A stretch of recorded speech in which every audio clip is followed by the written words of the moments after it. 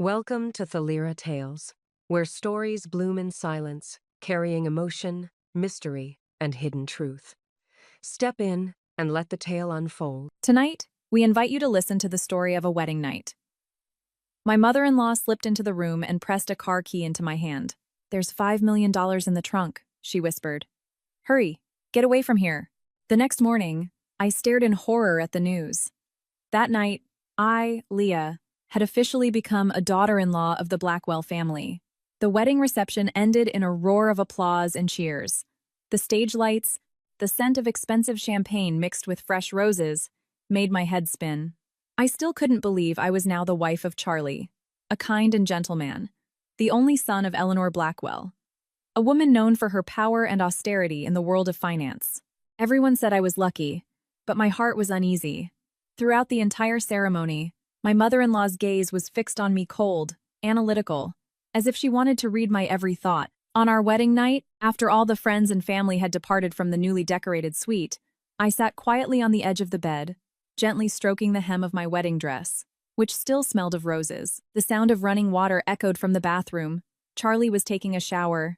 I could hear my own heart pounding, a mix of hope and fear. Suddenly, a soft knock came at the door. At first, I thought a maid had forgotten something. But when the door opened, standing there was Eleanor Blackwell, my mother-in-law. She wore a charcoal gray cashmere set, her hair pulled back in a neat chignon. Her serious face, illuminated by the soft light, sent a chill through me. Before I could greet her, she raised a finger to her lips, signaling me to be silent. She moved quickly, grabbing my wrist and pressing a cold car key into my hand. Her voice was low and trembling, but every word was clear. "Leah, listen to me very carefully. My car is parked behind the garden. In the trunk, there's a duffel bag with $5 million inside. Take it and leave tonight. The sooner, the better." I froze, feeling as if my heart had stopped. My eyes widened and I stammered, "Mrs. Blackwell, what are you saying? Why? Why do I have to leave?" Eleanor stared at me, her eyes filled with an intense urgency, her voice quickening. "Don't ask questions. Just do as I say. If you're still here by morning, you won't get another chance." As she spoke, she pushed a small, folded piece of paper into my hand. The handwriting was shaky. "The Evergreen Motel, Skycomish. Go there and wait for me." Then she looked me in the eye, her gaze filled with a strange mixture of fear and pain. "Don't call Charlie. He doesn't know anything. This is extremely dangerous. Leah, my dear, please, leave now." I stood motionless, my mind reeling, my heart racing. My mother-in-law, who had been so cold and hadn't cracked a smile at the wedding just hours before, was now trembling as she forced a car key into my hand, desperate, as if pulling me back from a cliff's edge. I couldn't understand what was happening. After she left, I stared at the gleaming key in my palm, not daring to move. Just then, the bathroom door opened. Charlie emerged, his hair still damp, a smile on his face. When he saw me holding the key, he asked, "What key is that?" I flinched, my grip tightening, and hesitantly replied, "Oh, your mother just asked me to hold this for her." Charlie simply nodded, not asking any more questions. Then he pulled me close, whispering, "You must be exhausted. Let's get some sleep. We have a lot to do tomorrow." I forced a smile, but my heart was a tangled mess of confusion. At that moment, I didn't know who to believe. My mother-in-law, who had just told me there was $5 million in a car trunk and was urging me to flee into the night. Or my gentle new husband, holding my hand, his eyes full of love. I couldn't sleep that night. The sound of the wind whistling through the window frames, the distant bark of a dog, every noise made me jump. Just before dawn, I heard a strange noise outside. The low murmur of men's voices and the clank of metal against metal. I crept to the window and carefully pulled back the curtain. Down below, two shadowy figures were carrying something heavy down into the basement. A flashlight beam flickered on, then quickly off. A cold dread washed over me. I clutched the key in my hand. That was the moment I decided to leave.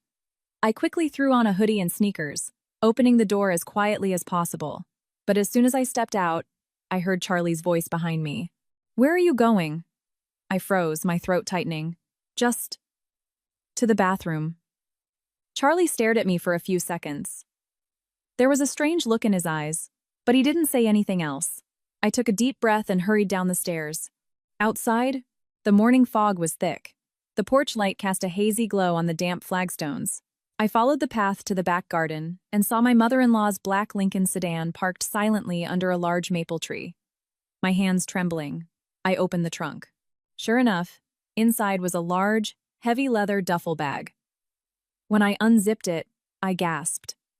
Stacks of cash were neatly bundled, the crisp scent of new bills filling the air. My mother-in-law hadn't been lying. She had truly arranged for my escape. But why? I was her daughter-in-law, Charlie's wife. I hadn't done anything wrong. I couldn't stop the tears from welling up. 100 questions swirled in my mind, but time wouldn't allow me to linger. I bit my lip, threw the bag of money into the passenger seat, and pressed the car's start button. The car rolled quietly down the gravel driveway. I glanced in the rearview mirror, and in the faint dawn light, I saw a shadow standing on the second-floor balcony, motionless, its eyes fixed on me. I felt a shiver of being watched and pressed harder on the accelerator. The morning was slowly breaking. The roads were deserted. I drove without a destination, my mind in chaos. Every curve was a new fear. Every gust of wind against the windshield made my heart pound harder. When I finally pulled up in front of the motel whose name was written on the paper, I let out a shaky breath. The receptionist looked at me strangely. I suppose they didn't often see a newlywed in a wrinkled dress checking into a room at the crack of dawn. I just mumbled, "A room for one night, please." I couldn't sleep that night either. I opened the bag to look at the money again and found another small envelope at the bottom. I opened it. Inside was a hastily scribbled note. "My child, don't be afraid. They are going to do something terrible. I will explain later. Mom." I read those words over and over, my heart clenching. They? Was it my husband or someone else in that family? What terrible thing was my mother-in-law talking about? I clutched the paper, tears streaming down my face. The next morning, I turned on the television, hoping for some news that might calm my nerves, but my blood ran cold.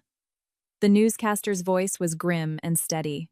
Early this morning, a major fire broke out at the Blackwell Industries estate. One person has been confirmed dead at the scene. The victim's identity has not yet been released. The remote slipped from my hand. My body felt like stone. I heard murmurs about an explosion in the basement, a suspected gas leak. But in my mind, only one thought echoed. If I hadn't left last night, would that have been me? I trembled, burying my head in my hands and sobbing uncontrollably. Everything spun around me. In that moment, I understood. That wedding night wasn't the beginning of a happy life, but the start of a nightmare. I sat numbly on the bed in the small motel room. The pale morning light filtering through the window made everything seem hazy. The news report about the fire kept replaying on the old TV, each word a knife twisting in my heart. One person dead, identity not yet released. It was just one sentence, but it squeezed the air from my lungs. I was so terrified I could hardly breathe. A chaotic storm of thoughts raged in my mind. Who had died? Why tonight? Did my mother-in-law know this was going to happen? Was that why she made me run? Or was this all a prearranged plan where I was just a pawn in their game?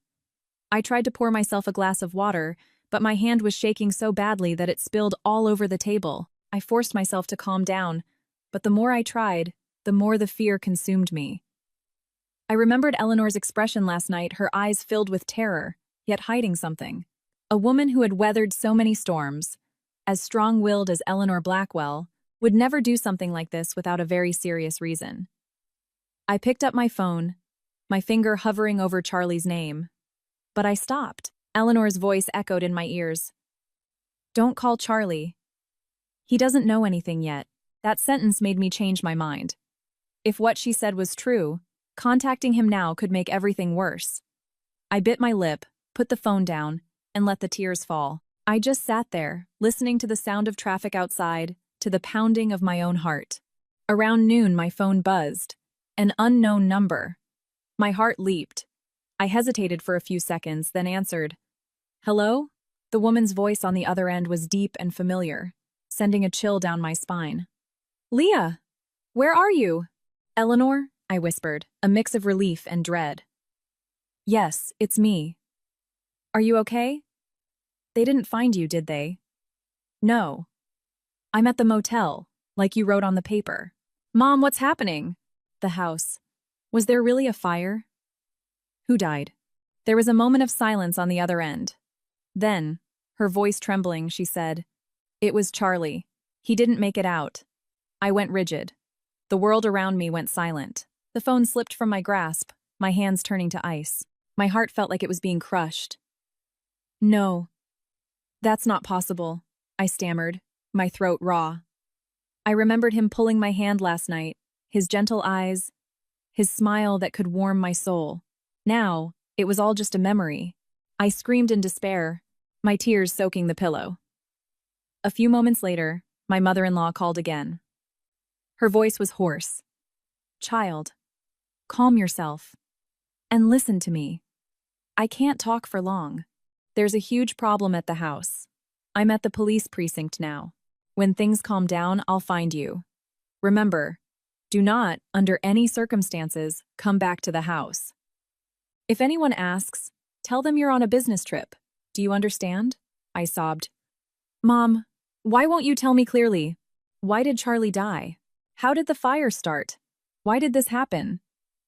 You have to trust me, she gasped. Charlie's death was not an accident. This is all much more complicated than you think. Before I could ask another question, the line went dead. I tried calling back, but it wouldn't connect. Fear and doubt surged through me again.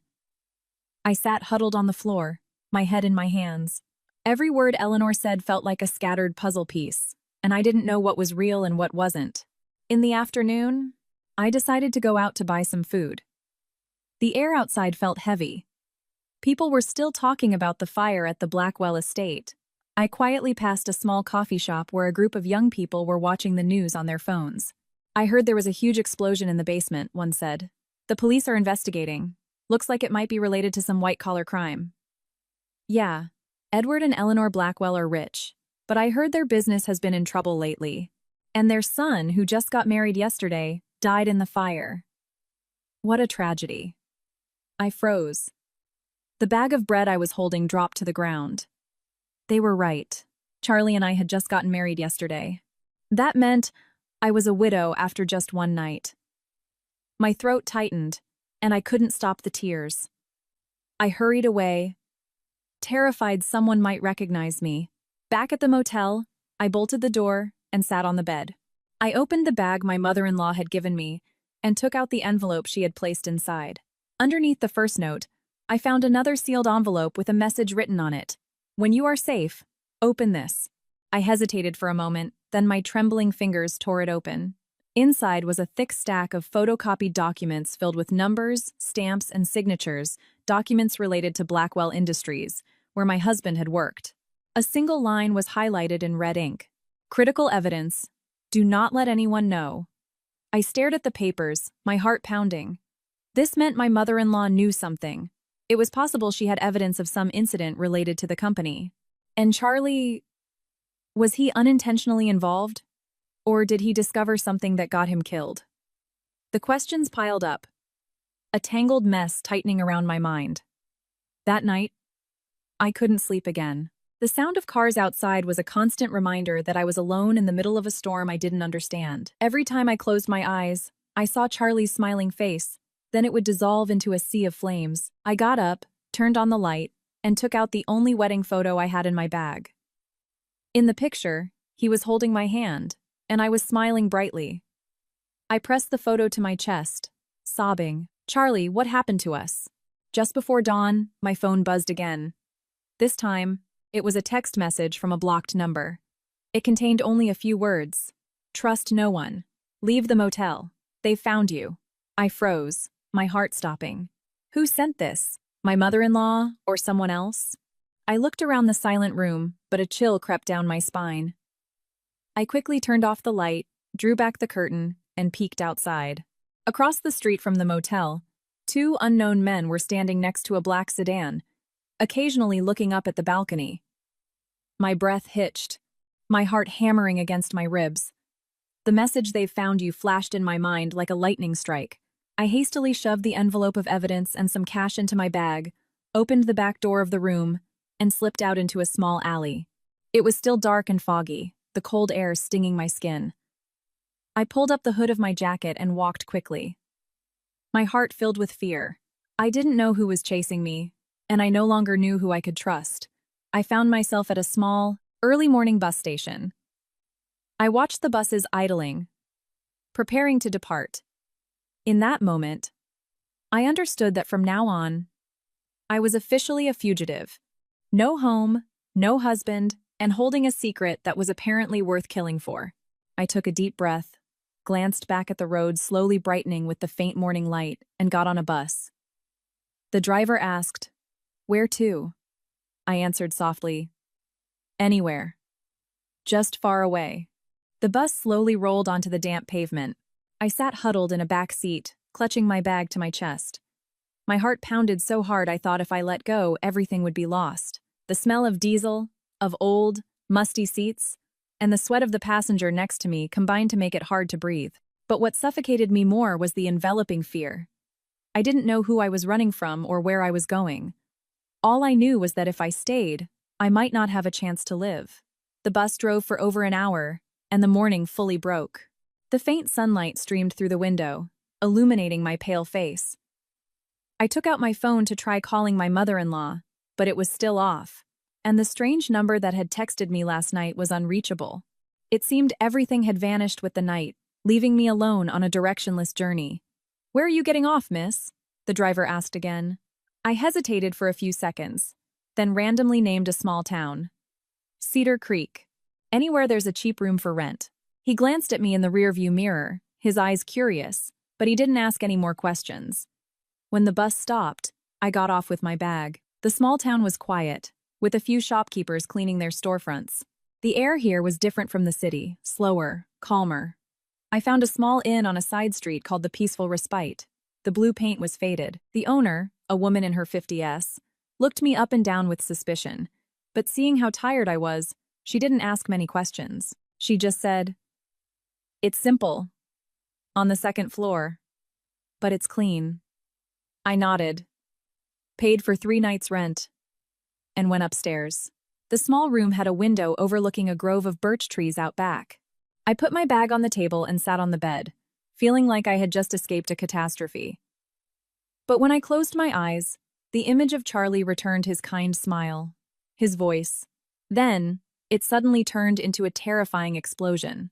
I shot up, my body covered in a cold sweat. I opened my bag and took out the envelope of evidence my mother-in-law had left. Each piece of paper bore the red stamp of Blackwell Industries bank statements, purchase contracts, money transfer receipts. Among them, I found a paper clearly marked Internal Transaction. Transfer to the personal account of Charles Blackwell Jr. I froze. My husband's name. Was he involved in something illicit at the company? Or was someone trying to frame him? I flipped through more pages. A photocopy of a power of attorney, signed by Edward Blackwell Sr., Charlie's father, granting temporary operational authority to Eleanor due to health issues. Below it, a note was scribbled in blue ink. "Original in the safe, Edward's study." My heart pounded. My mind raced. It was clear my mother-in-law was holding documents that could bring down the entire company. If these papers got out, not just she, but the entire Blackwell family would be in jeopardy. I began to understand why she made me run. Perhaps she was afraid I would be implicated, or that someone would want to silence me. I held my head in my hands, asking myself, what about Charlie? Did he die in an accident, or was it because he found something out? The question was a knife twisting in my heart. I wanted to believe my husband was innocent, but the more I read, the more terrified I became. The numbers, the signatures, it was all like a massive net, ready to ensnare anyone who got caught in it. In the afternoon, I went downstairs to buy some food. The innkeeper was more friendly this time. "Are you visiting family, or on a business trip?" she asked. I forced a smile. "Oh, I work remotely. Just wanted some peace and quiet here." In these times, it's good to get away from the city," she smiled gently. "Remember to lock your door well tonight. There have been some strangers wandering around the past few days." Her seemingly casual comment made me stop. I glanced around, but outside there were only a few children playing. Nothing seemed out of the ordinary. Still, I felt a sense of unease. That night, the wind blew hard, rattling the window pane. I sat by the table, staring into the darkness of the garden. A dog barked, then fell silent. The bad feeling persisted. So I crept to the door and pulled back the curtain. Outside the gate, the beam of a flashlight flickered and then died. A silhouette in a dark jacket stood near the wall, looking in. I recoiled, my heart wanting to leap out of my chest. It was clear someone was following me. I quickly turned off all the lights and got under the covers. But I didn't dare close my eyes. All night, I clearly heard every footstep in the hallway, the creak of old hinges, the whistle of the wind through the door crack, like a warning. The next morning, when I went down to the lobby, the owner said, "Last night, someone asked if we had any rooms available. I told them we were full." Strange thing is, they didn't leave right away. They stood outside for a while before leaving. They asked if they were looking for Aaliyah, said they were relatives. A chill ran down my spine. I struggled to maintain my composure and asked, "Do you remember what they looked like?" "Ah, two men, one young, one older, well-dressed, looked like they were from the city. Do you know them?" I forced a smile and shook my head. "No. Must be a case of mistaken identity. I knew they had found me. I had only one choice. Get out of here as soon as possible." I packed my things, took some cash from the bag, and went to the bus station. While I was waiting, a new text message appeared on my phone. "If you still have those papers, go to Our Lady of Mercy Chapel and find a man named Silas. Trust no one else." There was no sender's name. I clutched the phone, my heart filled with doubt. Who sent this? My mother-in-law? Or someone else who knew what was happening? I hesitated, but then I thought, if they really wanted to hurt me, they would have done it already. This message might be my only way out. The bus to Our Lady of Mercy Chapel was about to depart. I took a deep breath and got on. Through the window, I saw two men just getting out of a taxi, looking around. One of them took out a phone, seemingly looking at a person's photo. I ducked down, my heart pounding. The bus started moving, pulling out of town. The scenery on either side of the road gradually blurred. Vast rice paddies, the wind blowing strong. I closed my eyes, a tear escaping. I had lost my husband, my home. Now, I had to live in fear. I didn't know who the enemy was, who would protect me. But deep in my heart, I felt something. If my mother-in-law had risked her life to save me on that wedding night, she must be carrying an immense secret. I wiped my tears and looked into the distance. The sunlight glinted off the roof of an old chapel that was just visible amidst a grove of trees. I knew that place might hold the truth about Charlie's death, about the fire that had incinerated my life, and perhaps it was also the beginning of a journey to answer the question of why my mother-in-law had saved me, the daughter-in-law she had once treated with such cold disdain. The bus stopped on the road leading to Our Lady of Mercy Chapel, which was surrounded by dense trees and a small, flowing creek. The midday air was dry, with a faint scent of incense. I got off the bus, carrying my heavy bag, my heart equally heavy. Though I forced myself to stay calm, my pulse was racing. The message said to come here to meet a man named Silas, but I didn't know who he was or if I could trust him. Each step felt like walking through a fog, filled with both hope and dread. The chapel was tucked away in a small forest, old and serene. I passed through the gate. The sound of wind chimes was eerie. In the chapel courtyard, a few people were sweeping leaves.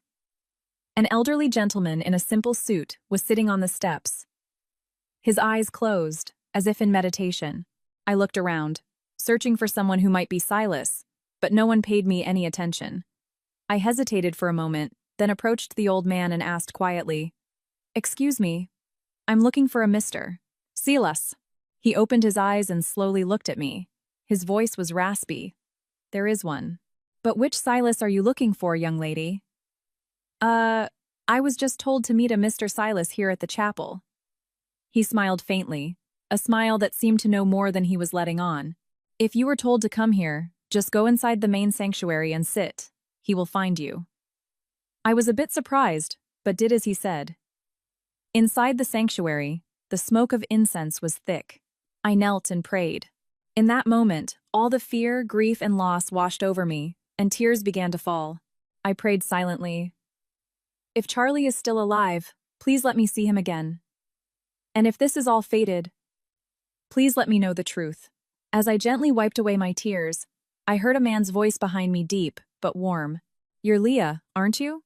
I turned around. Standing before me was a man in his 40s, tall, with dark skin and sharp but kind eyes. He wore a simple shirt and held a hat in his hand. I nodded, asking guardedly, Are you Silas? He nodded slowly and lowered his voice. That's right. Your mother-in-law sent me. She said if you were still alive, I needed to help you get out of here safely. I clutched my bag, taking a step back. Where is my mother-in-law? Why hasn't she called me? Silas glanced around, then pulled me behind the altar where no one was around. He spoke quickly, his voice low but urgent. Eleanor was arrested this morning. It hasn't been on the news yet. The rumor is she's implicated in embezzling funds from Blackwell Industries and in her own son's death. I froze, my hearing going faint. That's impossible. My mom. She would never do that. She saved me. Silas sighed, his eyes filled with sorrow. I know Eleanor is innocent, but she's taking the blame for someone else. Do you understand what I mean? I stared at him in disbelief, my mind spinning. You mean Charlie? Silas was silent for a moment, then spoke slowly. Charlie discovered the wrongdoings in the company. The real person pulling all the strings is his father, Edward Sr. But when he planned to report it, Edward found out. The fire was no accident. Someone set it to destroy the evidence. I was so shocked I could barely stand. Everything went blurry. I leaned against the wall, gasping for air. So, my husband was murdered? Silas nodded grimly. He knew too much. Before he died, Eleanor found out what was happening, which is why she saved you. She was afraid Edward would think you knew something too, and would try to silence you. Giving you the money and making you run was to protect you. Tears streamed down my face like a river. I sank to the floor, sobbing. My God, what about my mother-in-law now? Silas placed a hand on my shoulder, speaking gently. She's taking all the blame. She's claiming she did it to cover up her son's mistakes, but without real evidence, she'll be convicted. You're the only one who can save her, because you have those papers. I clutched my bag, my eyes filled with confusion. But if I give them up, will anyone believe me? I'm just a newlywed daughter-in-law. Who would listen to me? They don't have to believe you, Silas said, looking off into the distance. The important thing is that you have to survive. You need to keep those things safe. One day, the truth will come out. The wind rustled the leaves of the trees. I looked up at him and saw a steadfast belief in his eyes, a strange calmness. I nodded, wiping my tears, my voice trembling. Please, help me. I don't know what to do anymore. Silas was quiet for a moment, then said, For now, you'll come with me to a safer place. There. You can rest and wait for more news. When there's an opportunity, I'll find a way for you to see Eleanor. I nodded, feeling as if I had just grasped a lifeline in a raging current. In the afternoon, I followed him to a parking lot behind the chapel. He drove an old, dusty silver sedan. We traveled through vast farmlands, then turned onto a small dirt road leading into the mountains. The cool wind blowing through the window was a stark contrast to my fear. In my heart, a faint hope emerged that my once cold mother-in-law was now the one risking her life to save me from a tragedy far deeper than any fire. When the car stopped, I saw a small house nestled on the mountainside, surrounded by a bamboo grove and jasmine bushes. Silas opened the door and said softly, Stay here. No one knows about this place. I'll bring you food. If you need anything, call me at this number. He handed me a piece of paper with a phone number on it, then left. Before he drove off, he stopped and said quietly, Remember, Leah, don't trust anyone who calls you by your name familiarly. They are not who you think they are. I watched his shadow gradually disappear into the evening mist, my heart in turmoil. I went inside the house. The room was simple but comfortable. I placed the bag of documents on the table, looking at it as if it were a ticking bomb. I knew that from this moment on, I wasn't just a fugitive. I was holding a secret that could bring down the entire Blackwell dynasty. I sat down and wrote a shaky line on a small piece of paper. "I will protect the truth, Mom, even if it costs me my life." Then I folded it and tucked it into my jacket pocket. The sun slowly set, its last rays filtering through the gently swaying bamboo. A new chapter of my life, quiet but full of warning, had begun. On the first night in the mountainside house, I couldn't sleep. Outside, the wind rustled through the bamboo grove, creating a whispering sound. The chorus of insects mixed with the silence of the night, making my heart feel even heavier. It had only been 3 days since I fled the Blackwell estate, but it felt like I had lived an entire lifetime. Everything had happened so fast I couldn't process it. The wedding, the escape, the fire, Charlie's death, and the news of my mother-in-law's arrest. In just a few hours, my life had shattered into pieces. I no longer knew what was real and what was not. I got up and heated some water for tea. The warm, steamy aroma slowly filled the small kitchen, reminding me of afternoons at my own mother's house, where everything was simple and peaceful. If I had never accepted the proposal to marry Charlie, maybe I would still be an ordinary office worker, living a simple life, uninvolved in this vortex of power and money. But then I thought of his gentle gaze, the genuine smile he gave me on our wedding day. Those things couldn't have been fake. I believed that, in the end, Charlie was still the man I loved, whether he knew about his family's dark secrets or not. As the sun began to rise over the mountains, my phone suddenly buzzed. An unknown number appeared. I hesitated for a few seconds, then answered. A man's voice, raspy and urgent, came through. "Leah, are you still there?" I immediately recognized it as Silas. I breathed a sigh of relief. "Yes, I'm here. Is something wrong?" "Listen to me carefully. Eleanor has been released on bail but is under house arrest. Edward's men are searching for you everywhere. It seems they know you have the important documents. From now on, do not go outside for any reason. Don't open the door for anyone but me." I froze. "What did you say? They know? But how did they find out I'm still alive?" "I'm not sure. Someone in the police force might be leaking information. Eleanor is trying to reach you, but her phone is being monitored. I'll pass on her messages when I can." I clutched the phone, trembling with fear. "Silas? Are they planning to kill me?" The line was silent for a moment. Then he spoke slowly. "If you go out now, it's possible. The papers you're holding are enough to make many people lose everything. They won't let you be." I swallowed hard, my whole body turning cold. "So what do I do?" "Hold on to everything.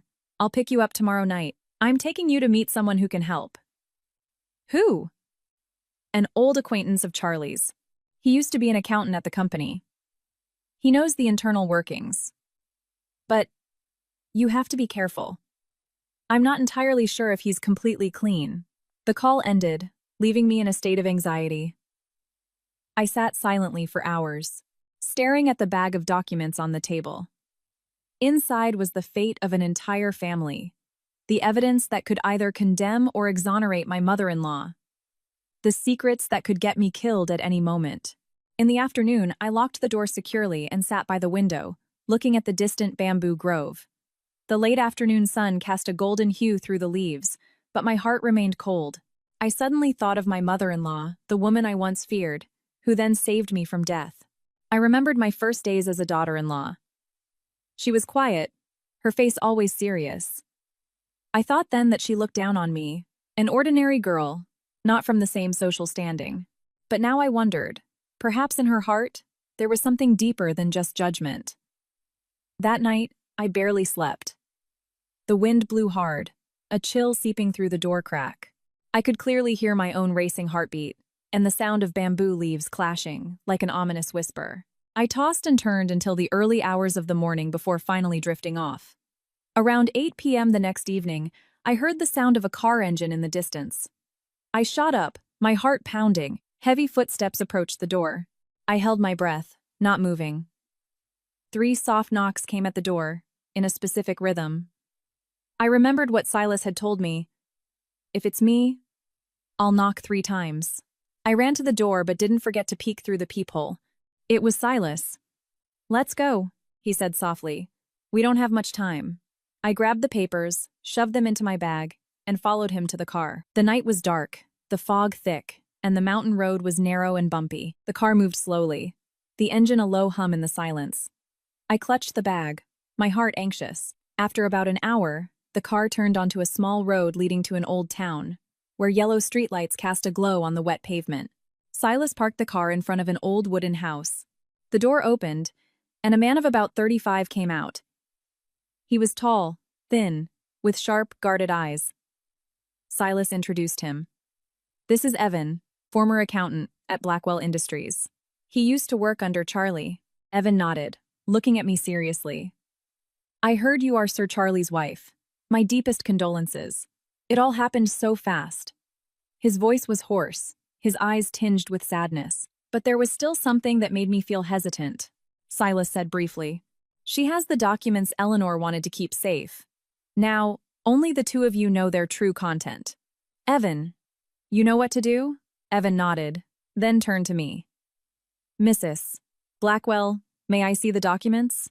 I need to confirm them to find a way to proceed." I looked at Silas.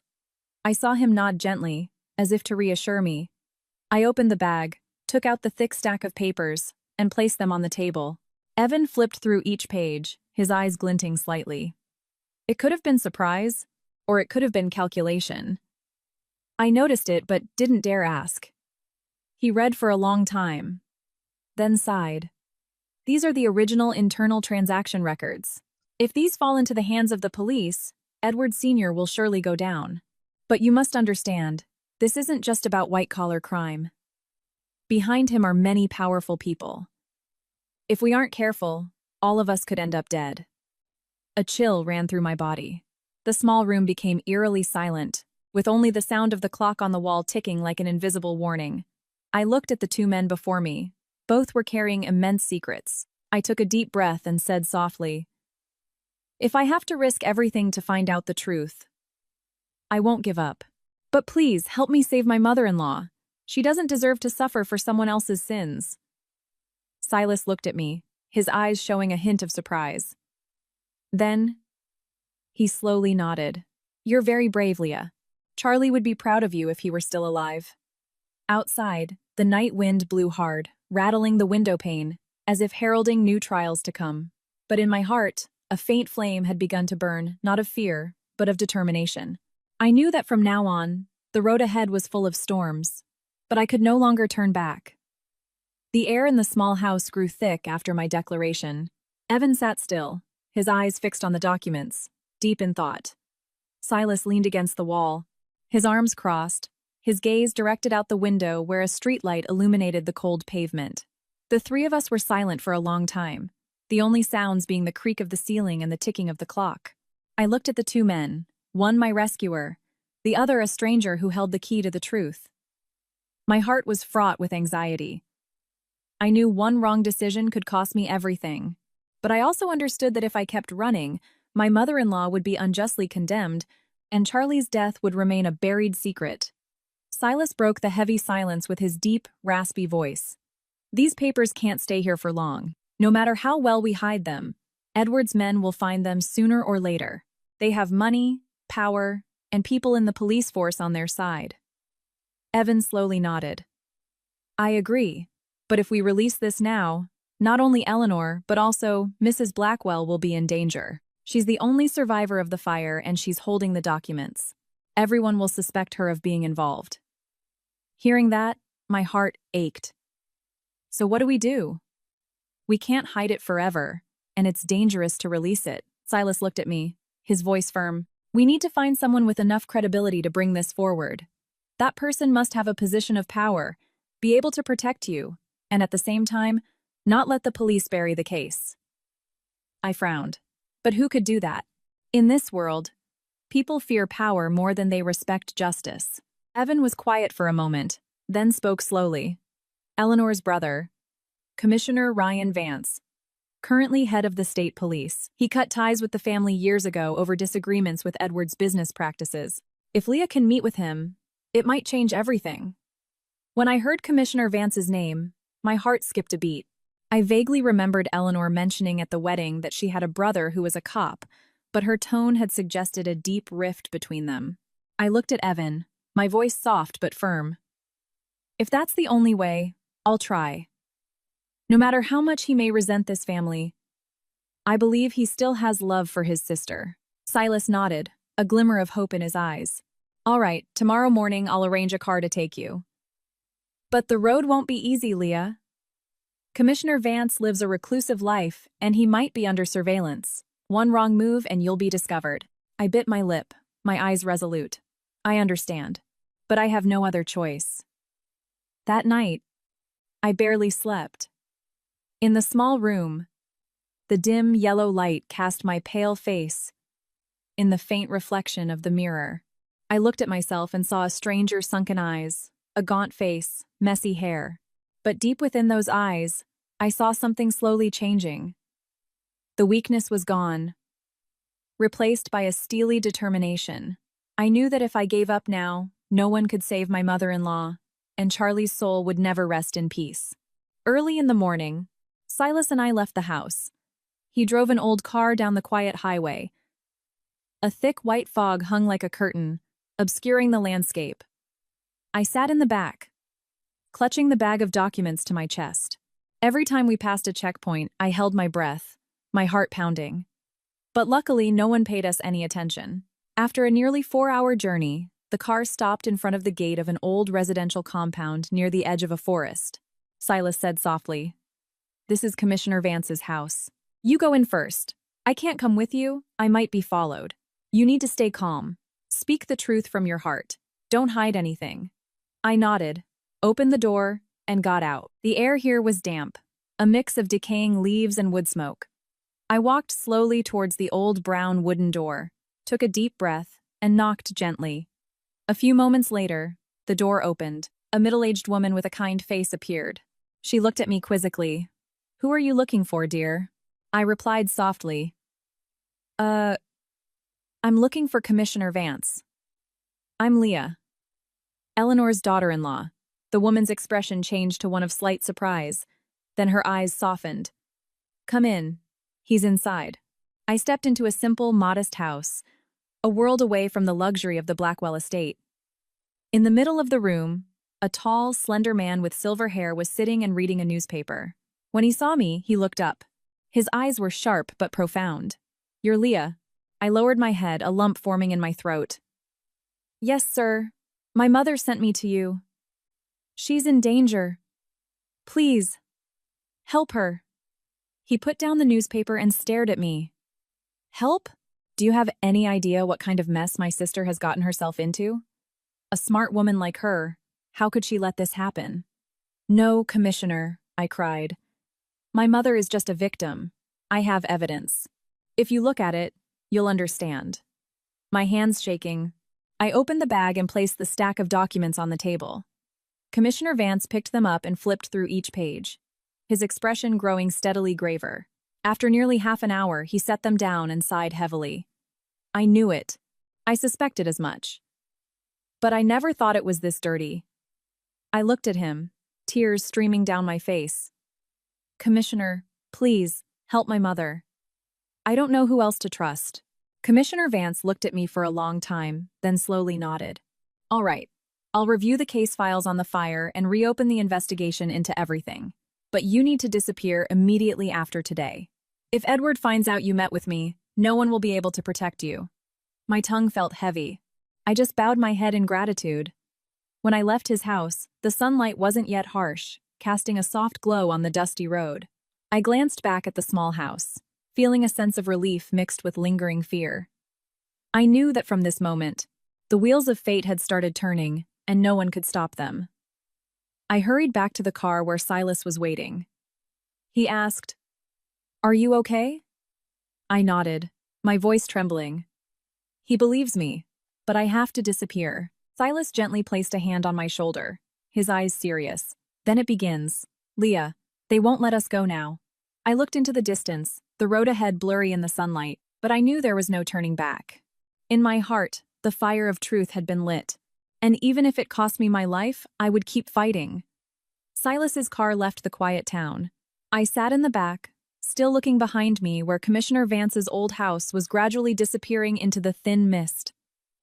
My heart was a mix of relief and terror. I had handed everything over to Commissioner Vance, a man who dared to face the truth.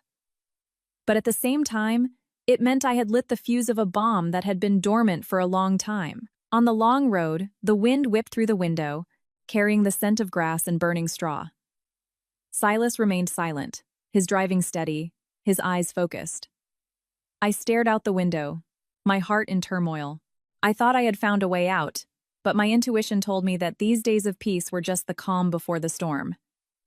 As dusk approached, the car pulled into a roadside diner. Silas turned off the engine, turned around, and said, "Let's stop here for a bit. I need to make a call."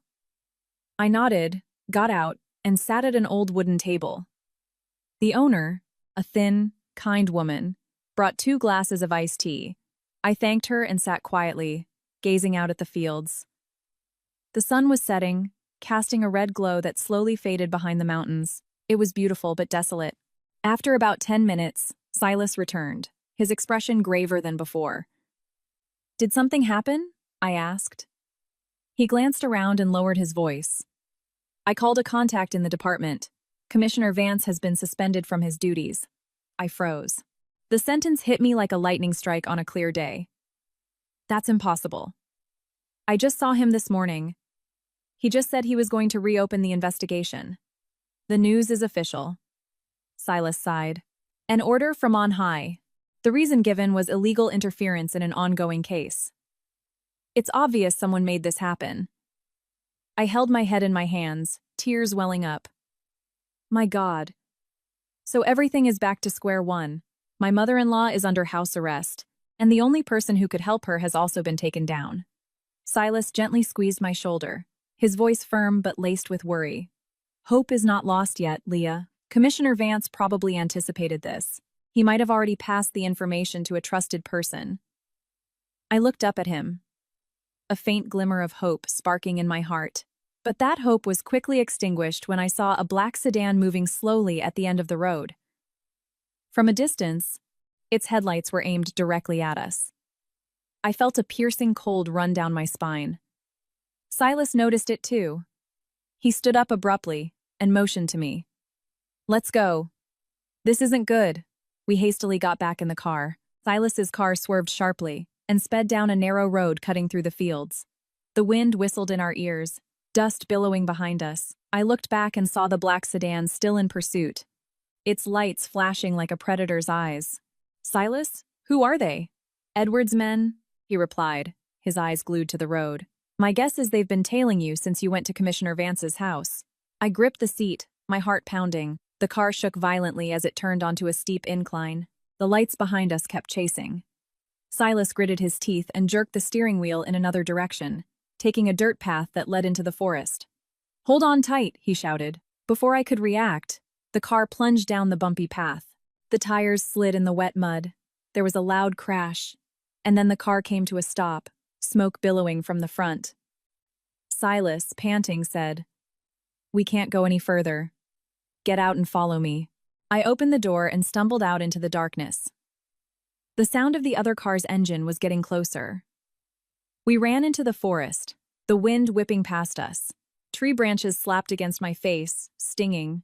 My heart pounded so hard it felt like it would burst. Every step was a step into the dense darkness. I didn't know where we were running. All I knew was that stopping meant death.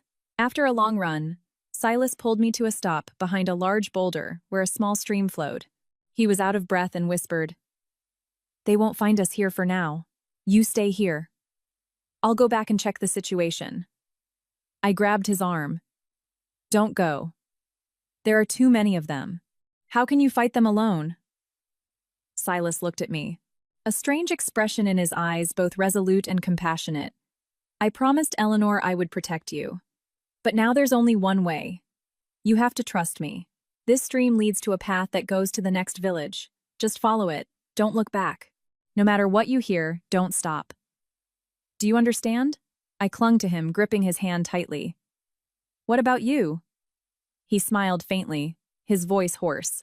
I'll go back to distract them. If I'm lucky, I'll still be alive. After saying that, he turned, and his tall shadow gradually disappeared into the darkness of the forest. I sat by the stream, my heart in turmoil. The cold water lapping at my skin jolted me. I looked down and saw my own reflection in the water, my eyes filled with desperation. But then I remembered my promise to my mother-in-law. I remembered Charlie's expression before we parted on our wedding night. I couldn't give up. I stood up, bit my lip, and waded into the shallow stream. The water was up to my knees, the path winding and slippery, but I kept walking through the darkness. In the distance, I heard the sound of a car engine, then shouting. Then, the sound of a gunshot. I froze, my heart stopping. "Silas," I whispered, tears streaming down my face. I wanted to turn back, but his voice seemed to echo in my ears. "Don't stop, Leah. You have to live." I clenched my fists and continued walking, my tears mixing with the cold stream water. Above, the faint moonlight illuminated my tear-streaked face. I didn't know where I was going. I only knew that every step I took now was a step carrying the lives of two people. My mother-in-law and Charlie. The forest wind howled, carrying the scent of decaying leaves and mist. I walked silently until I saw a faint light in the distance, perhaps a small cabin. I slowly picked up my pace, a mix of joy and fear. I took a deep breath, wiped my tears, and told myself, I have to live. I have to keep going. That night, amidst the thick fog and the whispers of the forest, I walked towards that faint light, carrying an unspeakable pain in my heart and a fragile hope that no matter how big the storm, the truth would find a way back to the light. The faint light in the night made my heart flutter, as if I had found a glimmer of hope in the depths of despair. I walked slowly, straining to hear any human voices, but aside from the sound of the wind rustling through the trees and the chirping of insects, there was nothing. My shoes were soaked and caked with mud, each step a heavy burden. I gently placed a hand on my chest, feeling my heart pound. I didn't know what had happened to Silas, or if the gunshot I heard was a warning, or the end for the man who had risked his life to save me. Tears welled up again, but I didn't dare cry out loud. I just bit my lip and pressed on. The house gradually came into view. It was a small wooden cabin tucked away at the edge of the forest, with a thatched roof and a thin plume of wood smoke rising from a chimney. In the faint moonlight, I saw the silhouette of a person tending a fire. In that moment, fear and exhaustion overwhelmed me. All I could do was approach, my voice trembling as I called out, "Is anyone there? Please, help me." The person inside was startled and turned around. It was an old man with white hair, thin but with sharp, kind eyes. He looked at me for a long time, then put down the piece of wood he was holding. His voice was raspy. "Child, who are you? And why are you lost in the forest in the middle of the night?" I tried to suppress my sobs and answered in broken sentences. People are trying to kill me. Please, just let me stay for one night."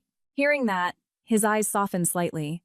He nodded, came over, and opened the door. "Come in. No one will find you here, but you're soaked. Take off your jacket and dry yourself by the fire before you catch a cold." I hesitantly stepped inside. The warmth from the fire spread through me, a comfort against the cold and the emotional turmoil.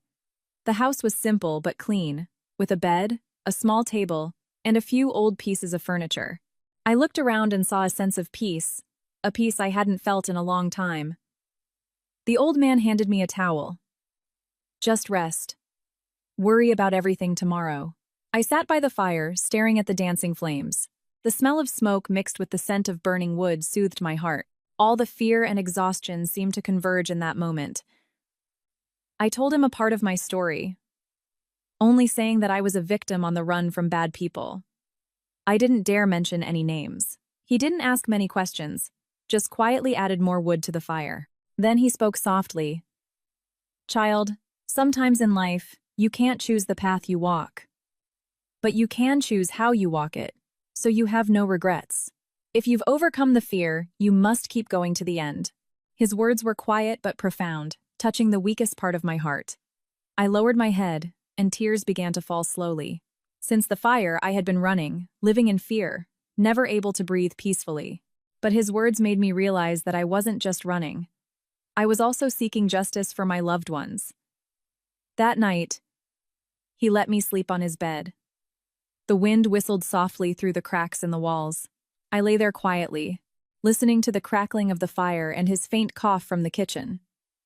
In a fragmented dream, I saw my mother-in-law. She was still wearing the dark cashmere she wore on the wedding night. She came to me, her trembling hand on my shoulder. "Leah, you must be strong. The truth will not die, child. Charlie is still watching over you. Don't give up." I woke up with a start, my pillow damp with tears. Outside, the morning was just beginning to break. Faint sunlight filtered through the leaves, casting patterns on the thatched roof. I sat up and saw the old man heating water. He turned and smiled gently. I took the cup, thanking him as a lump formed in my throat. "Sir, I don't know how to thank you. If you hadn't helped me last night, I might not be sitting here now." He just waved his hand gently, his eyes kind. "Think of it as fate that brought us together. But from what you told me last night, you're carrying a heavy burden. What do you plan to do?" I clutched the warm teacup, my voice soft. "I can't stop. I have to find justice for my mother-in-law and my husband. But now, I have no one left to trust." He looked at me for a long time, then spoke slowly. "What was your husband's name?" Charlie." Hearing that, his brow furrowed slightly. After a moment, he asked quietly, "Charlie, the son of Edward Blackwell, owner of Blackwell Industries?" I looked up, surprised. "You know?" The old man sighed, his eyes distant. "I used to work as a security guard at that company for a few years. Sir Charlie was a kind and helpful man. I left when the company started having major problems. Even back then, I saw many strange things." His words shocked me. "When I worked there, I saw trucks carrying cargo at night several times, with no entry or exit papers. Sir Charlie asked the manager about it, and then his father scolded him severely. I heard he was planning to report it to the higher-ups, but then he stopped. I suspect his death was not simple." I trembled, clutching the hem of my shirt. All the missing puzzle pieces were slowly falling into place. Charlie had discovered his father's wrongdoing, planned to report it, but was stopped. The fire might not have been to kill me, but to kill him, the one who held the secret. And my mother-in-law, knowing this, had risked her life to save me, so that at least one person from that house would live to tell the truth. I held my head, overwhelmed with pity for my husband, and pain for my mother-in-law. The old man sat quietly and sighed. "Child, if what you say is true, the path you're walking is extremely dangerous. But if you're carrying that mission, don't be afraid. A righteous person is never truly alone." That sentence felt like a promise. I bowed my head in gratitude, a small flame of hope igniting in my heart. When I was leaving, he pressed a small piece of paper into my hand. "Go to the town market. Find a man named Manny, who runs the newsstand at the corner. Tell him Peter from the woods sent you. He will help you." I clutched the paper tightly. The sunlight was gradually breaking through the bamboo grove. I looked at the winding dirt road through the forest, my heart filled with determination. I knew that every person I met, every step I took, was bringing me closer to the truth. And no matter how great the danger or darkness ahead, I would not stop, because behind me was a great injustice that needed to be righted, and the soul of my husband waiting to rest in peace. That morning, I left the old man's wooden cabin with a heavy heart full of gratitude. The dirt road was still damp with morning dew, the sun peeking out from behind ancient trees. With every few steps, I would look back and see him standing on the porch, leaning on his cane, his kind eyes hiding an unspoken worry. I knew he didn't ask who I was, nor did he need to know. He was simply a good person, helping a lost soul find a little human warmth. I followed the road to the town center. It was a small, bustling market filled with vendors and shoppers. The smell of dried fish, flowers, and damp earth mixed together, making my breath catch and my pulse quicken. I pulled the hood of my jacket down low, trying to hide my face, which had grown gaunt after days on the run. In my hand was the paper the old man had given me, with its shaky handwriting, "Find Manny at the corner newsstand." I wandered for nearly half the morning before I saw him, a man in his 60s, thin, sitting behind a small stand with a few packs of cigarettes and an old radio. I approached and said softly, "Sir, are you Manny?" Peter from the woods sent me. The man looked up, his sharp eyes glinting behind smudged glasses. He didn't answer immediately, just glanced around and then spoke in a low voice. Follow me. Don't say a word. I froze, but did as he said. We went down a narrow alley behind the market and into an old tin-roofed shack hidden away. Inside was empty, save for a wooden table and a few small chairs. He locked the door before turning to me, his voice deep. You're Leah, aren't you? Eleanor's daughter-in-law. I was stunned, my heart pounding. How? How did you know? Manny looked at me, his eyes filled with a deep sympathy. Eleanor saved my life once, years ago, when I was a driver for Blackwell Industries. While she was in detention, she had a letter smuggled out to me, asking for my help to assist you if I could. The letter said if a woman named Leah ever came to me, I was to protect her at all costs. Hearing that, a lump formed in my throat, and I started to cry. My mother-in-law. Is she still okay? They said she was under house arrest. Manny nodded. She is, at the old estate. No one is allowed in, but I know she still has ways of getting messages out. That letter reached me the day you disappeared. It seems she had prepared for everything. My hands shaking, I placed my bag on the table. Inside were the documents she had entrusted to me. I don't know what to do with these. I'm so scared they'll find out. Manny opened the folder and looked through the papers, nodding. This is evidence of money laundering and illegal asset transfers overseas. If this gets out, Edward Sr. will surely fall. But you know, fighting him means fighting the powerful people behind him. I lowered my head, tears welling up. I know, but if I do nothing, my husband's and my mother-in-law's names will be forever tarnished. I can't let that happen. He looked at me for a long time, then spoke softly. You're brave, Leah. Eleanor was not mistaken in her daughter-in-law. He stood up, pulled back the curtain covering the door, and took an old burner phone from a cabinet. Listen carefully. Tonight you need to go to the old park by the river. Someone will be waiting for you there. They are a group of independent investigative journalists that Commissioner Vance used to support. Before he was suspended, he sent them all the files. If you give them these papers, they will expose the truth. I froze, a mix of fear and joy in my heart. But what if they can't be trusted? Manny looked at me directly. No one in this story is completely trustworthy anymore. But if you don't take this risk, everything Eleanor has sacrificed will be for nothing. I was silent for a long time, then slowly nodded. I'll go. In the afternoon, it suddenly started to rain. I sat in the old tin shack, listening to the rain drumming on the roof. Manny heated some water, the smell of smoke filling the space. He looked at me, his eyes deep. Eleanor was always a guarded person, never trusting easily.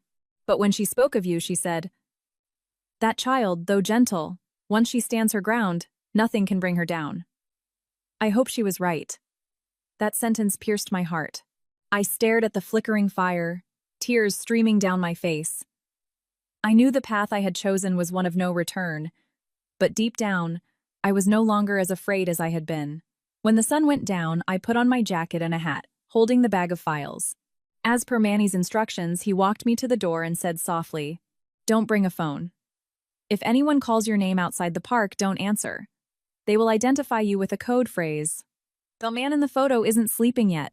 When you hear that, give them the file, leave immediately, and remember, don't look back. I nodded and walked out into the rain. The cold water soaked through my shoulders, but I didn't feel it. My heart felt like it was on fire. The sound of the rain drowned out my footsteps, blurring everything like a waking dream. When I reached the park, where a dim light cast a sheen on the slick pavement, I stood by a tree, waiting. The rain continued to fall, the cold wind whipping against my face. Time seemed to stand still.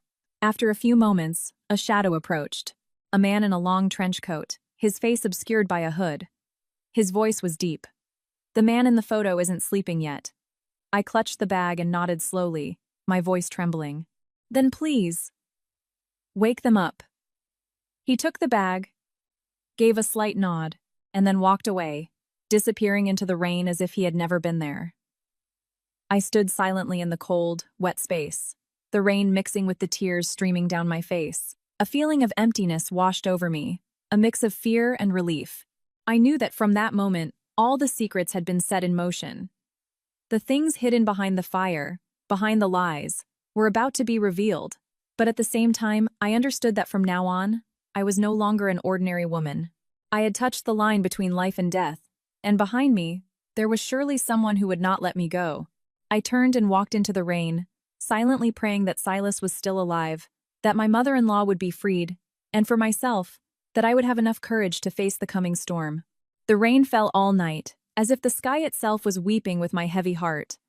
I walked silently down the deserted street, the cold drops hitting my face directly, but my mind was colder than the rain. I had just handed the bag of files to a stranger in the park. It could be my salvation, or it could be a fatal mistake that would render my chance to save my mother-in-law meaningless. But whatever the outcome, there was no turning back. I followed the road along the river, the dim streetlights reflecting on the murky water. With each step, I could clearly hear the pounding of my heart. Suddenly, from behind, came the sound of a car engine. I startled and turned. A familiar black sedan was approaching, its headlights cutting through the rain, aimed straight at me. I panicked and scrambled down a small path off the side of the road. I heard the screech of tires on the wet pavement, then the sound of a car door opening and closing, followed by fast footsteps. "Leah! Stop!" A man's voice echoed, deep and cold. I didn't stop. I kept running, my feet slipping on the wet ground, my heart feeling like it would explode. But as I rounded a corner, a strong hand grabbed my shoulder, pulling me back. I struggled, screaming, "Let go of me! Who are you?" The man held me tight, his voice low. "Leah, it's May. It's Silas." I looked up and saw Silas's face, drenched in rain, but his eyes still resolute. Tears mixed with the rain as I fell into his arms. "My God, I thought you were dead." He bit his lip, his eyes clouding over. "I was only grazed. I was lucky someone helped me get away. I've been following you since the forest." "Leah, who did you meet in the park?" I looked at him, my voice trembling. "The person sent to get the documents." He said the code word, just like Manny told me. I gave them to him. Silas frowned. "Was he alone?" "Yes. I didn't see anyone else." He gripped my hand tightly, his face full of worry. "This is very bad. I just heard the news. The real group of journalists was arrested this afternoon. They never made it to the park." That sentence made me stop cold. My hearing faded, the world going silent. I stumbled back, my lips trembling. What? What are you saying?" Then, who did I give the files to?" Silas grabbed my shoulders. "It must have been Edward's men.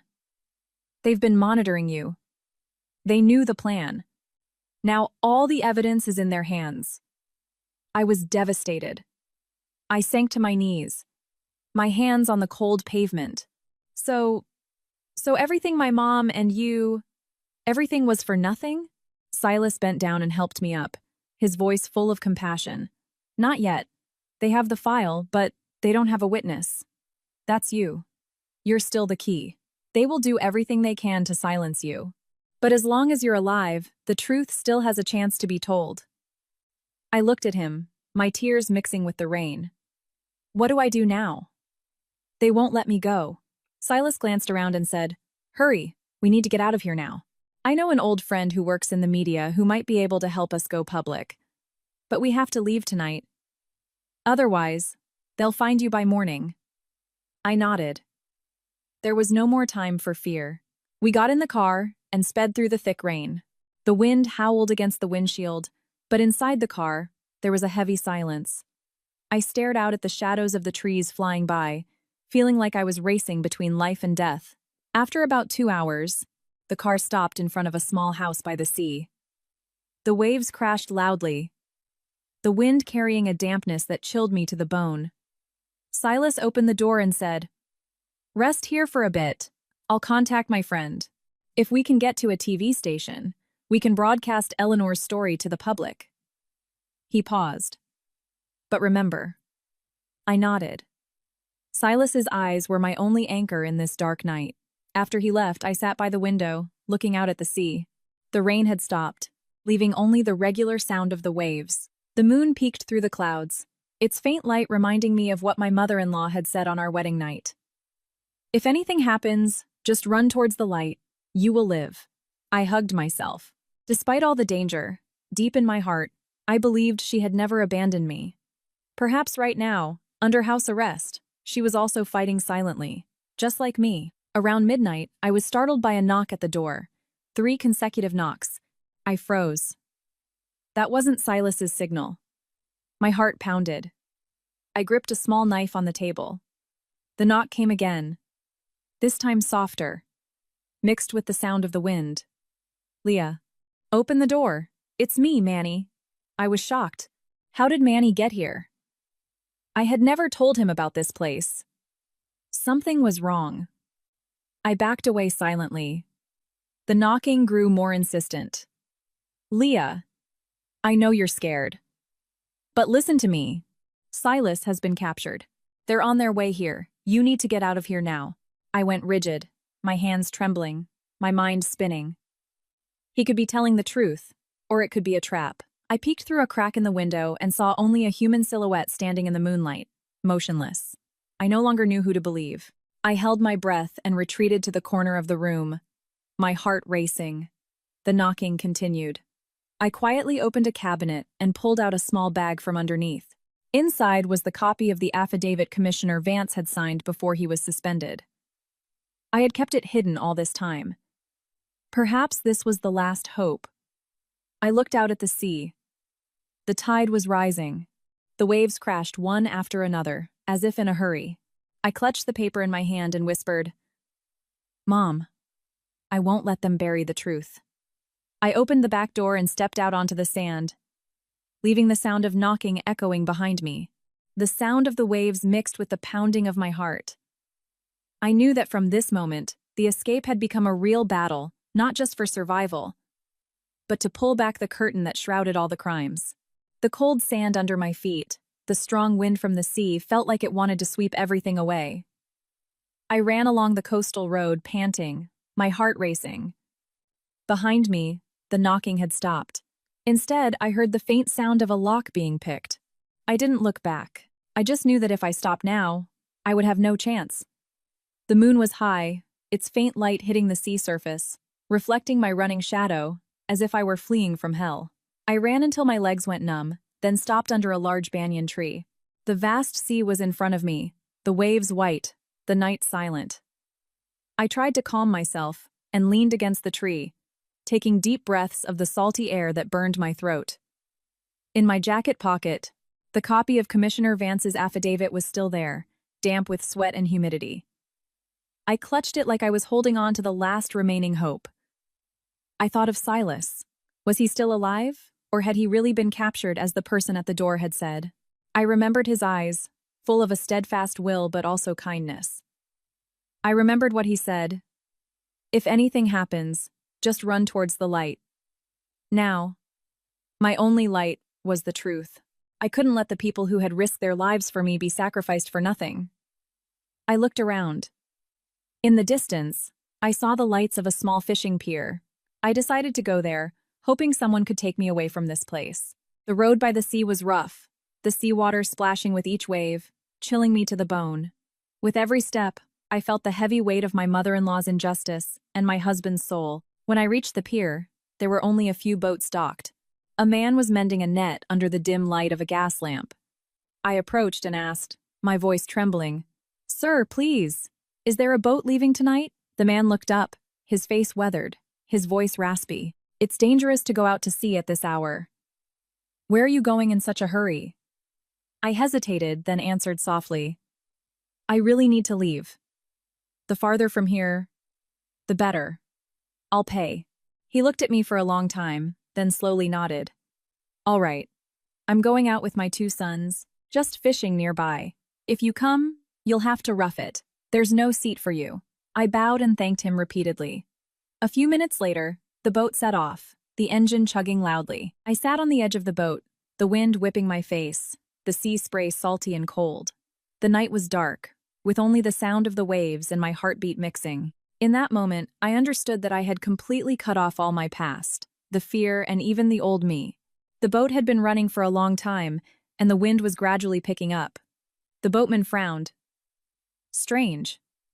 The weather was calm, but the wind is suddenly strong. Just sit still. Don't stand up. I nodded, but a sense of unease grew in my heart. Suddenly, from a distance, I heard another engine sound echoing, getting louder, roaring amidst the waves and wind.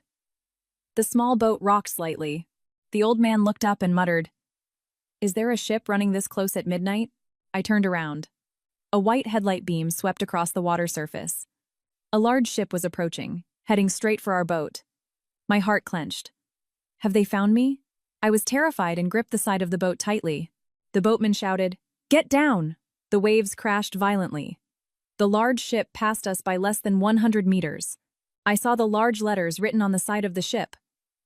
Blackwell Logistics. I froze. They had really followed me all the way here. I didn't understand how. But they were definitely chasing me. The large ship didn't stop, but its searchlights swept around once before it moved on. I was panting, my whole body trembling. When the ship gradually disappeared, the old man looked at me, his eyes questioning. "They're looking for you, aren't they?" I was silent, then slowly nodded. He didn't ask any more questions, just sighed. A fugitive who dares to get on a boat must be in big trouble. I don't know who you are, but I believe God won't let anyone lose hope. I'll take you to the other shore, to the old fishing village. There's a convent of nuns there. The Mother Superior is very kind. You can rest there for a few days. I was so moved that a lump formed in my throat. I bowed in gratitude. The wind continued to blow, but my heart felt lighter. Even though the world was cruel, there were still people like him, ordinary but kind, who gave me hope that there was still light in the darkness. When the boat reached the shore, it was early morning. I got off, my legs weak, my clothes dirty with sand. In front of me, the small convent was nestled at the foot of a mountain, a faint scent of incense in the air. I walked slowly, filled with emotion. Mother Superior Veronica was an old nun with a kind face and sharp eyes. She looked at me for a long time, then spoke slowly. "Have you come here to seek refuge, or to find an answer?" I froze, then lowered my head, a lump in my throat. I just want to find justice for my loved ones. But the more I go on, the more I feel how small and helpless I am. The nun smiled, her voice warm. "No one is small in the face of the truth. Child, the truth can be buried, but it cannot be killed. If you keep your heart righteous, even if the whole world turns its back on you, a path will still open." I was silent. Each of the nun's words was like a ray of light penetrating my weary heart. I prayed, tears falling. "Mother Superior, I have lost everything. My husband is dead, my mother-in-law is imprisoned, the person who helped me is missing. I don't know what else I have to hold on to." She gently shook her head, her eyes deep. "You still have faith. That is the last thing that has kept you alive until now. Stay here for a few days. Calm yourself. Then think about your next step." I nodded. After so many days of running, I had finally found a quiet place to breathe. I stayed at the convent, helping to sweep the courtyard, cook meals with the nuns. Every time I saw the incense smoke rising in front of the statue of the Virgin Mary, I felt my heart lighten. But the pain never completely went away. One afternoon, while I was cleaning the altar, a young acolyte ran in, panting. "Leah, someone is looking for you at the gate." I was surprised, my heart pounding. I went out and saw a woman in a long coat, her face obscured by a wide-brimmed hat. When I got closer, she slowly removed the hat. Her voice trembled. "Leah, it's me. It's Mom." I froze.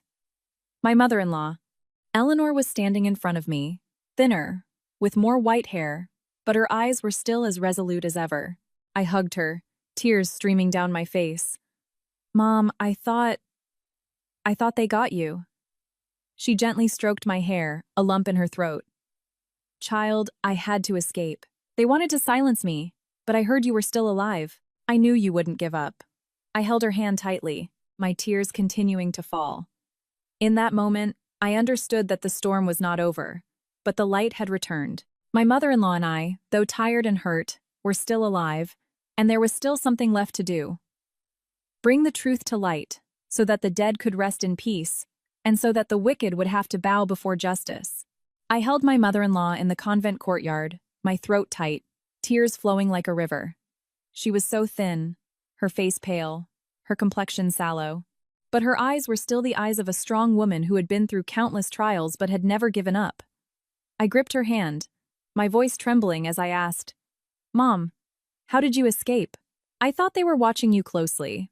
She smiled faintly, her voice hoarse with exhaustion. "I had to ask for help from Commissioner Vance's people. A trustworthy officer helped me get out of the house on the pretext that I needed to go to the emergency room. They thought I was seriously ill and couldn't get far, so they were careless. I left immediately that night and followed Silas's trail to find you. Child, I know everything you've done, and I'm so proud of you." Hearing Silas's name, my heart ached. "Mom, Silas. Is he still alive?" She lowered her head, her eyes tinged with sadness. "The news is that he was seriously injured. He's currently being held in a secret facility near the company's old warehouse. But don't worry, I'll find a way to save him. That man risked his life for you, for us.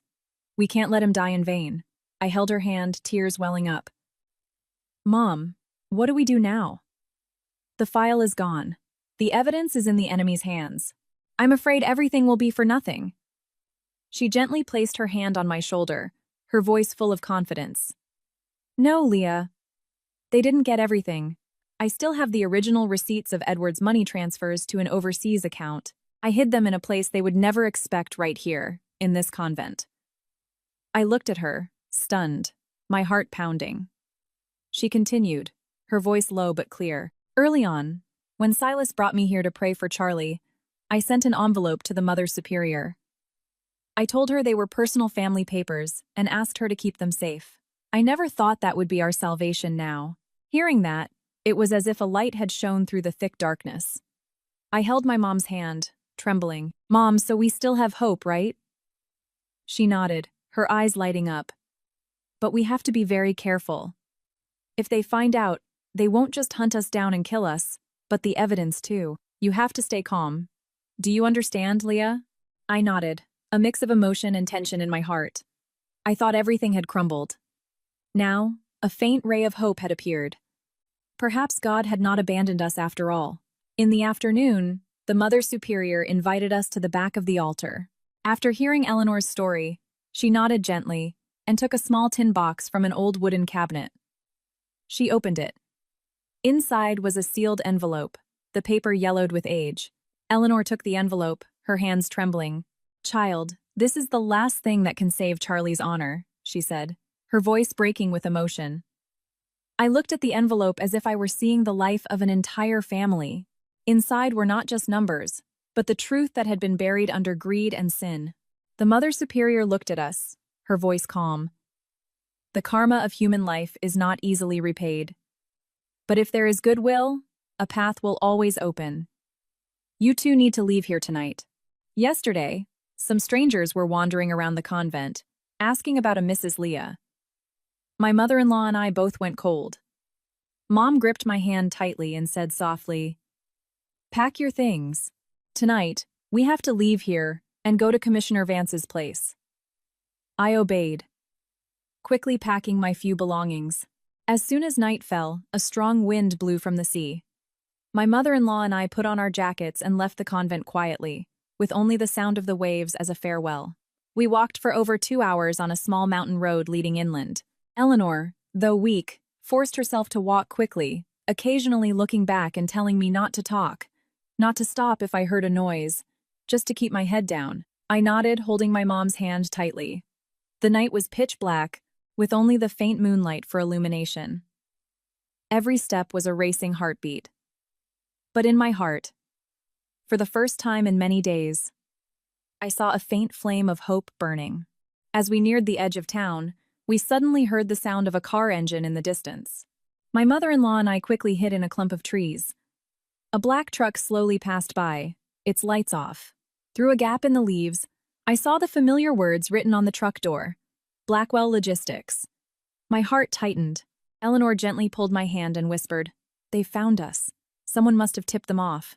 We waited until the truck was far away before we dared to come out. She was panting, her voice trembling.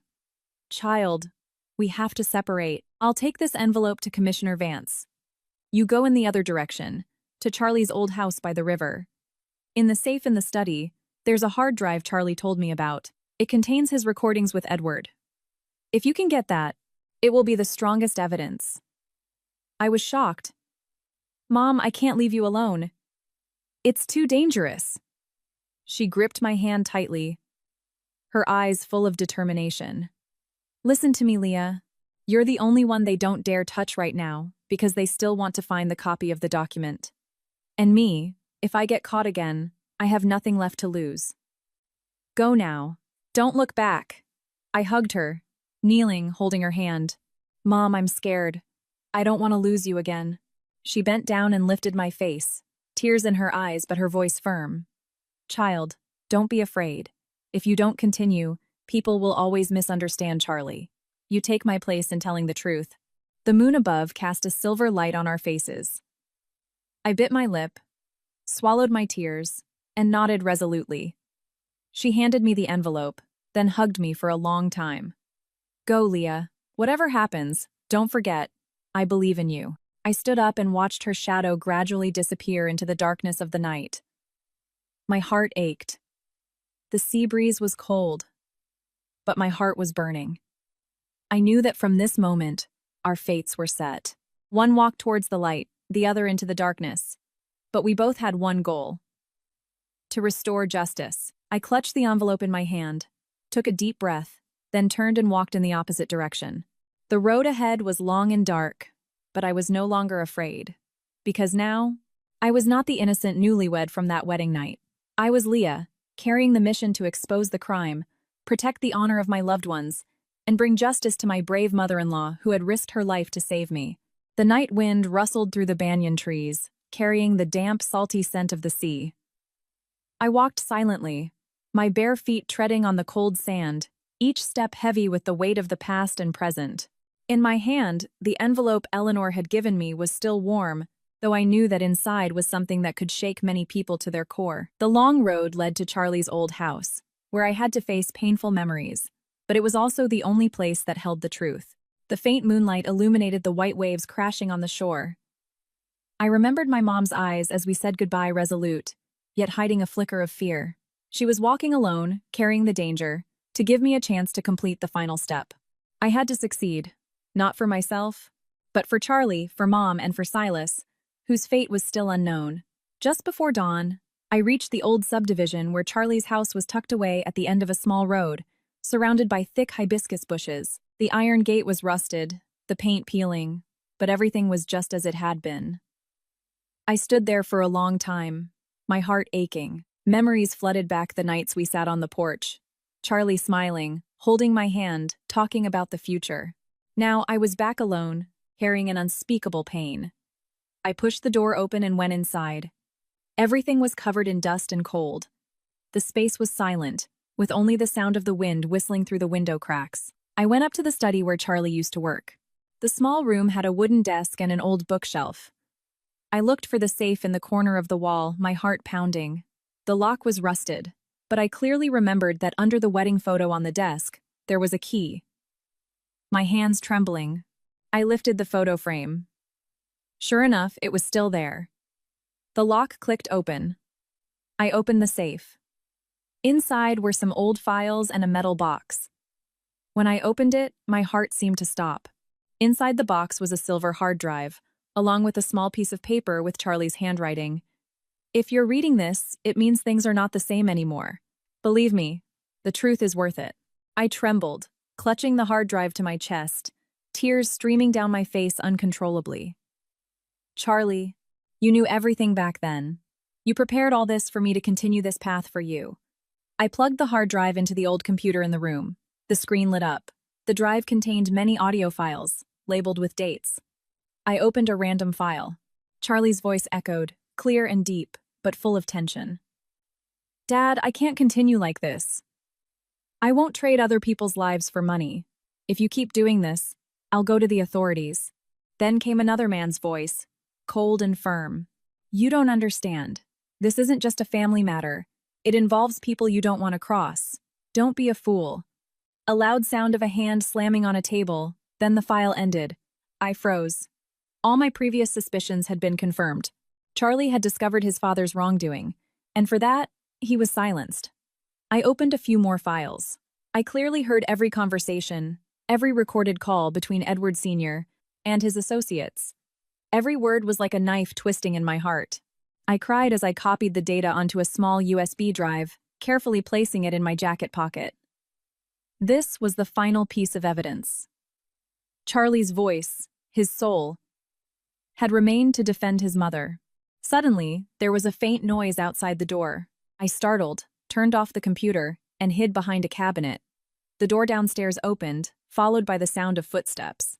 Someone had come in. I held my breath. The heavy footsteps slowly stopped at the bottom of the stairs. A man's cold voice echoed. Leah, I know you're here. Come down. Don't make this harder than it needs to be. I recognized that voice.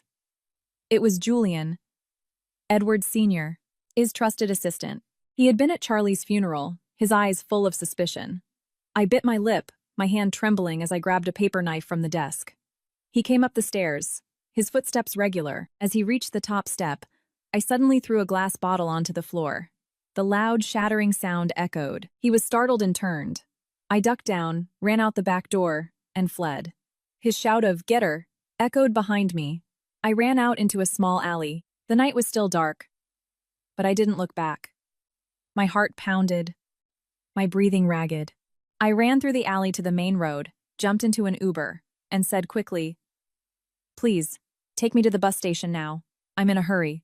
The driver looked at me with suspicion, but seeing my panicked state, he nodded, and the car sped off into the night air. I clutched my jacket pocket where the USB, my last hope, was. Behind me, the sound of a chasing car was still faintly audible. I closed my eyes and told myself, I won't give up, Charlie. Mom, everyone is waiting for me. When the car stopped at the terminal, it was dawn. I looked at the sun slowly rising from the sea, its bright rays seeming to pierce through the thick fog. I understood that though the road ahead was still long, I had reached a point of no return. I would go to Commissioner Vance. I would give him everything I had left. And if I had to risk my life, I would still do it. Because I was no longer the weak woman from that wedding night. I was Leah, carrying Charlie's soul, Mom's heart, and the fire of justice that no force could extinguish. I clenched my fists, looked up at the sun, and whispered softly, Charlie, I'm about to bring you to the light. Dear listeners, thus ends the arduous journey, full of tears and courage, of Leah and Eleanor. A story not just of conspiracies and loss, but also of resilience, family love, and trust in one another amidst the storms of life. If this story has moved you, if every word, every detail has touched your heart, that is our greatest joy. We, the creators of the channel, thank all of you who have listened, supported, and shared your feelings with us throughout this time. Every like, every comment, and every subscription to our channel is our inspiration to continue bringing more humane, profound, and touching stories. If you love touching, humane stories about family, marriage, and life, don't forget to support the channel, subscribe so you don't miss new stories every day, and share this video with your loved ones and friends, so that together we can spread the beautiful values of love and trust in life. Thank you. Don't pity me. My heart doesn't need your mercy. I can still stand on my own.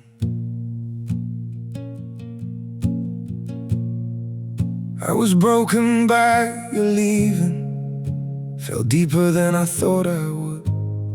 But pain has taught me how to heal now and survive what once I couldn't. You don't have to look back sadly, don't reach out with guilty hands. What you shattered made me stronger. Now I rise where I once collapsed. My heart doesn't need your pity, not another empty sign. I've got enough strength left within me to rebuild this life of mine. My feet are steady through the sorrow. I can stand through all the pain. You don't have to save me, darling. I'll learn to breathe again. I once begged for your affection. Now I've learned my worth in scars. And the man you left in pieces found his own way through the dark. My heart doesn't need your pity, not another empty sign. I've got enough strength left within me to rebuild this life of mine. My feet are steady through the sorrow. I can stand through all the pain. You don't have to save me, darling. I'll learn to breathe again.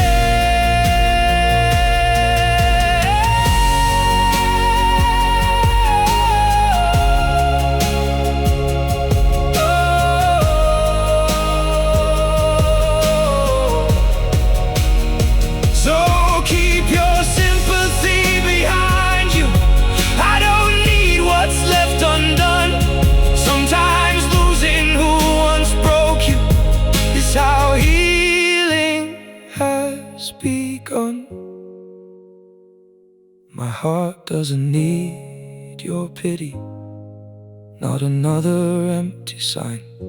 I've got enough strength left within me to rebuild this life of mine. My feet are steady through the sorrow. I can stand through all the pain. You don't have to save me, darling. I'll rise alone again.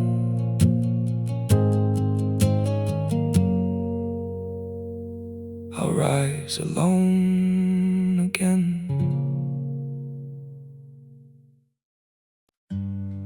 They say just forget. Move on like it's easy. But forgetting you feels like remembering someone I've never seen. I've been trying to erase you from the places in my mind, but the harder that I fight it, the more you're hard to leave behind. Every memory keeps slipping through the cracks I try to close, like a face I should remember, but somehow never know. Forgetting you feels impossible, like chasing something I can't hold, like trying to remember someone that I've never even known. I keep reaching through the silence for a past I can't undo, 'cause letting go of what we had feels like losing something true. Every moment turns to fragments, every thought just fades to blue, like I'm searching for a feeling that still only leads to you. Forgetting you feels impossible, like chasing something I can't hold, like trying to remember someone that I've never even known. I keep reaching through the silence for a past I can't undo, 'cause letting go of what we had feels like losing something true.